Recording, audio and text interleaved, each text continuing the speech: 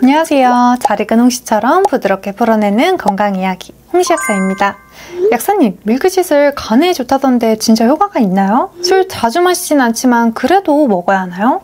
요즘 우리 홍시 가족분들 중에 밀크시슬 여쭤보시는 분들이 많으시더라고요. 그래서 오늘은 밀크시슬의 진짜 효능, 복용시간, 부작용, 복용량까지, 그리고 제가 생각하는 좋은 밀크시슬 제품의 기준과 기준에 부합하는 제품의 예시까지 한 번에 정리해드릴게요. 밀크시슬은 간단하게 말하면 간세포를 지켜주는 성분입니다. 핵심 성분은 실리마린인데 이 성분이 간세포의 산화 스트레스를 막는 역할을 합니다. 간은 하루 종일 독소를 빼주고 지방을 분해하고 몸 전체 에너지 균형을 잡아주는 등 정말 여러 가지 역할을 하는데요. 차에서 매연이 나오는 것처럼 간에서도 이런 과정 속에서 활성산소가 생깁니다. 실리마린이 이 활성산소를 중화하면서 손상된 간세포를 회복시켜주는 거예요. 그래서 피로감이 작거나 간 수치가 살짝 높으신 분들께 특히 도움이 됩니다. 보통 밀크시슬 하면 술 마시는 분들만 챙겨 드신다고 생각하시는 분들이 많으신데요. 그렇지 않습니다. 사실 간은 술뿐만 아니라 스트레스, 약물, 피로, 지방 때문에 더 힘들어하고 있거든요. 특히 피로가 늘 쌓여있고 아침이 무겁게 시작되시는 분, 기름진 음식이나 야식 자주 드시는 분, 수면제, 진통제, 영양제 등 약을 많이 복용하시는 분, 이런 분들은 특히 밀크시슬이 큰 도움이 됩니다. 술과 상관없이 간 해독 회로가 과부하된 상태의 확률이 높기 때문이에요.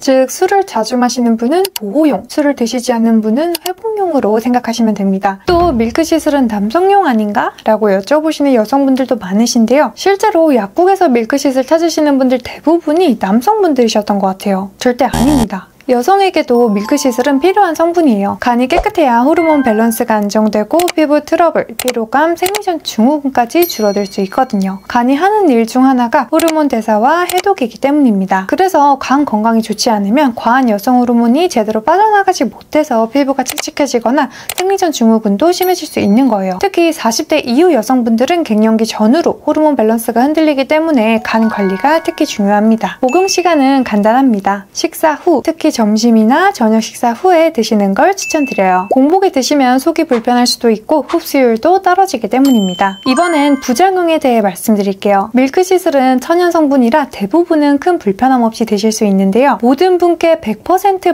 맞는 건 아닙니다. 가장 흔한 부작용은 더부룩함이에요. 특히 공복에 드셨거나 처음부터 너무 높은 용량으로 시작하신 경우에 이런 불편감을 느끼실 수 있습니다. 이럴 땐 식사 직후에 드시거나 용량을 줄여서 섭취해보세요. 또 정말 가끔 어떤 분들은 여성 호르몬 변화에 예민해서 살짝 가슴이 뻐근하거나 생리주기 변화가 나타나기도 해요. 약하지만 에스트로겐 유사작용을 할 수 있기 때문입니다. 이럴 땐 너무 놀라지 마시고 잠시 중단해 보셨다가 괜찮아지면 다시 드셔보세요. 단 와파린을 드시는 분들이라면 반드시 의사 약사와 상담 후에 복용하시는 게 좋습니다. 정말 드물지만 국화과 알레르기가 있는 분들도 밀크시슬에 반응할 수 있어요. 다음은 복용량입니다. 밀크시슬은 실리마린 함량을 기준으로 보셔야 합니다.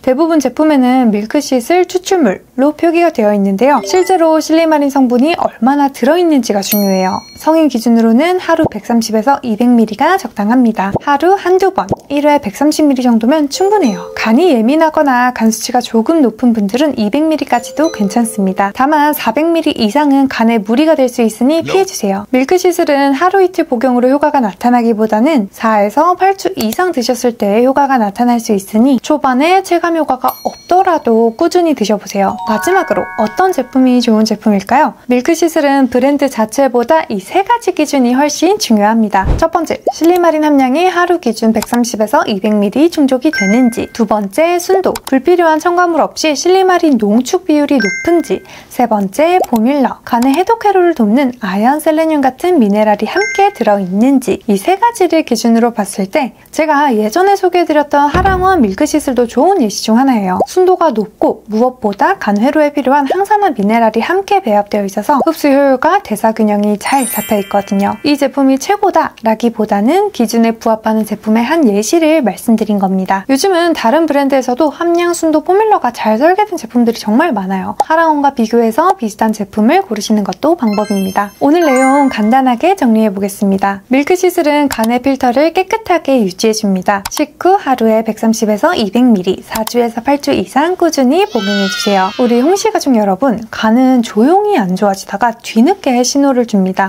간에 피로가 쌓이기 전에 미리 간 건강을 챙겨주시는 것도 추천드려요. 오늘도 끝까지 시청해주셔서 감사합니다. 잘 익은 홍시처럼 부드럽게 풀어내는 건강 이야기 홍시 약사였습니다.